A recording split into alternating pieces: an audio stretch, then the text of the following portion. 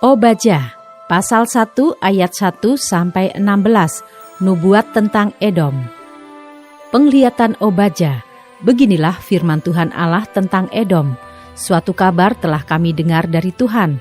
Seorang utusan telah disuruh ke tengah bangsa-bangsa.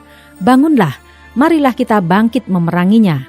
Sesungguhnya aku membuat engkau kecil di antara bangsa-bangsa. Engkau dihinakan sangat. Keangkuhan hatimu telah memperdayakan engkau. Ya, engkau yang tinggal di liang-liang batu, di tempat kediamanmu yang tinggi. Engkau yang berkata dalam hatimu, siapakah yang sanggup menurunkan aku ke bumi? Sekalipun engkau terbang tinggi seperti burung Raja Wali, bahkan sekalipun sarangmu ditempatkan di antara bintang-bintang, dari sana pun aku akan menurunkan engkau. Demikianlah firman Tuhan. Jika malam-malam pencuri atau perampok datang kepadamu, betapa engkau dibinasakannya, bukankah mereka akan mencuri seberapa yang diperlukannya? Jika pemetik buah anggur datang kepadamu, bukankah mereka akan meninggalkan sisa-sisa pemetikannya?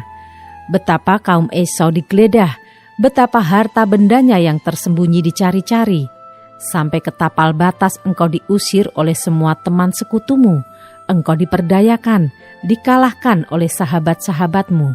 Siapa yang makan sehidangan dengan engkau, memasang jerat terhadap engkau.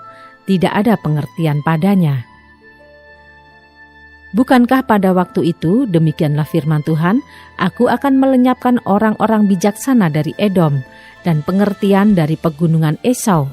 Juga para pahlawanmu, hei Teman, akan tertegun, supaya semua orang di pegunungan Esau lenyap terbunuh. Karena kekerasan terhadap saudaramu Yakub, maka celah akan meliputi engkau, dan engkau akan dilenyapkan untuk selama-lamanya.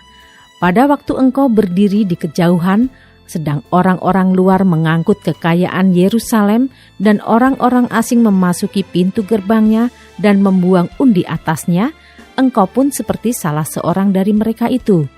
Janganlah memandang rendah saudaramu pada hari kemalangannya, dan janganlah bersuka cita atas keturunan Yehuda pada hari kebinasaannya, dan janganlah membual pada hari kesusahannya.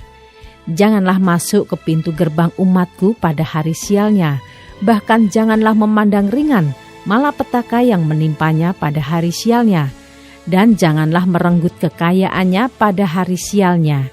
Janganlah berdiri di persimpangan untuk melenyapkan orang-orangnya yang luput, dan janganlah serahkan orang-orangnya yang terlepas pada hari kesusahan. Sebab telah dekat hari Tuhan menimpa segala bangsa, seperti yang engkau lakukan. Demikianlah akan dilakukan kepadamu, perbuatanmu akan kembali menimpa kepalamu sendiri. Sesungguhnya, seperti kamu telah minum di atas gunungku yang kudus, segala bangsa pun akan minum dengan tidak henti-hentinya, bahkan mereka akan minum dengan lahap, dan mereka akan menjadi seakan-akan mereka tidak pernah ada.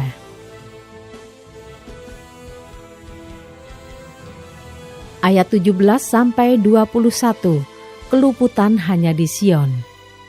Tetapi di gunung Sion akan ada orang-orang yang terluput, dan gunung itu akan menjadi tempat kudus, dan kaum keturunan Yakub akan memiliki pula tanah miliknya. Kaum keturunan Yakub akan menjadi api, dan kaum keturunan Yusuf menjadi nyala api, dan kaum keturunan Esau menjadi tunggul gandum.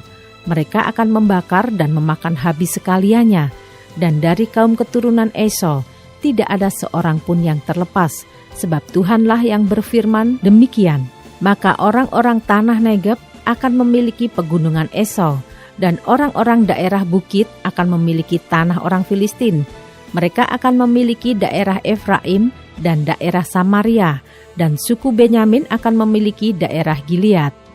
Orang-orang Israel yang diangkut ke dalam pembuangan akan memiliki tanah orang Kanaan sampai ke Zarfat, dan orang-orang Yerusalem yang diangkut ke dalam pembuangan yang ada di Sefarat akan memiliki kota-kota di tanah Negeb.